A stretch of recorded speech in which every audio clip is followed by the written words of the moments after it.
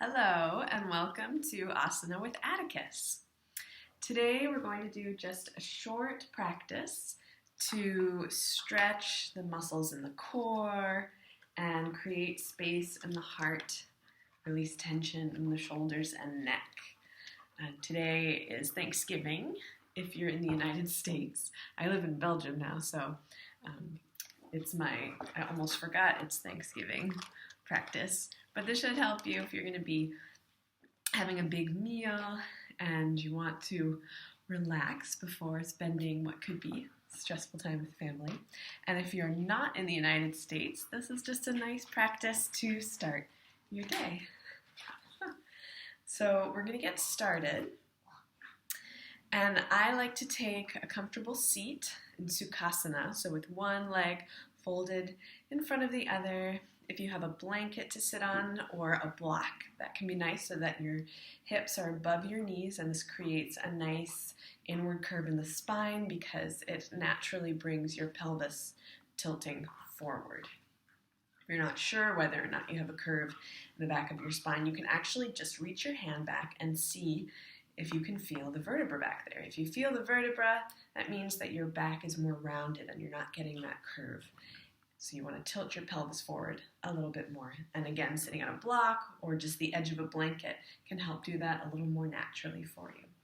So I like to sit and just begin in Tsukasana, resting my hands on the tops of my thighs, lifting the heart, opening the heart by drawing the shoulders gently back, not too much, drawing the throat back just a little bit so that your neck and the back of your head are in line with your spine.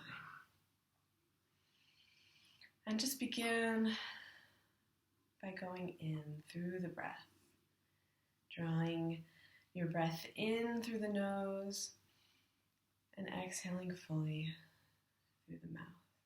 This also just begins to gently move prana or energy, your life force, through the body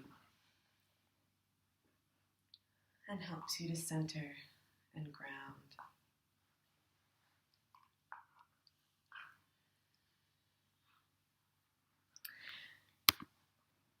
Next, we'll just inhale the shoulders up and exhale back, continuing that focus on the breath, but beginning to connect the breath with the movements of the body. So inhale the shoulders up and exhale them back. Still breathing in through the nose and out through the mouth, if you can remember. And then to create that balance in the body, which helps with our energy and our mind and our spirit, we reverse direction. So if you roll the shoulders back first, you want to roll them forward now, still following the breath. This is very relaxing if you have a husky. I think that our critters like to be with us. My cats generally just do Shavasana for the whole time, and that's fine too. Maybe you just want to take Shavasana before you spend time with lots of people on a holiday. Hey! And returning back to center. We're going to come to tabletop. So hands on all fours, and this is a good time just to begin thinking a little bit about your foundation. So you're going to place your hands beneath your shoulders, about shoulder width apart, fingers spread wide, and take your knees beneath your hips, hip width apart.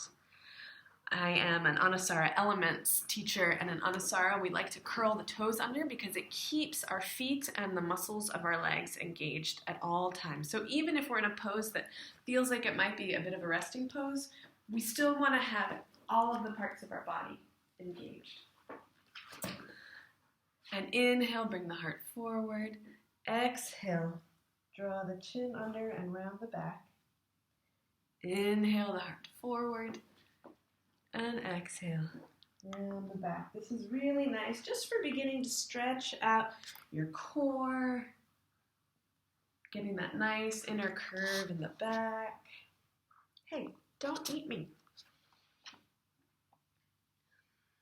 And it's a good time also to continue connecting the breath with the body, but also just check in and feel what your body might need in this moment. Maybe you want to come forward, take the hips to the right, and do a bit of a circle, releasing tension in your hips, as well as stretching your side body and your core. Thinking about just matching your movement with your breath. So generally we inhale to lengthen and we exhale and fold. This is kind of an inhale forward and exhale. Sit back towards the heels. Now, to create a bit of space in the heart, we're going to do a little bit of a modified side plank. So you're going to take your left foot off your mat about 45 degrees and take the right foot and place it, so if I'm facing you, you're going to take the right foot and place it out to the side so that your foot is parallel with the short end of the mat. I have a husky that's trying to eat me, so my mat is a little bit off kilter. It's just, I think, matching with the life that I'm living right now. Every time I begin to feel some balance, I decide that obviously I need to create some chaos. So as balance was being felt in my new life in Belgium, I decided to adopt a 1-year-old husky. And as you can see, he's very connected to me, so much so that he needs to actually have part of my body in his mouth almost at all times.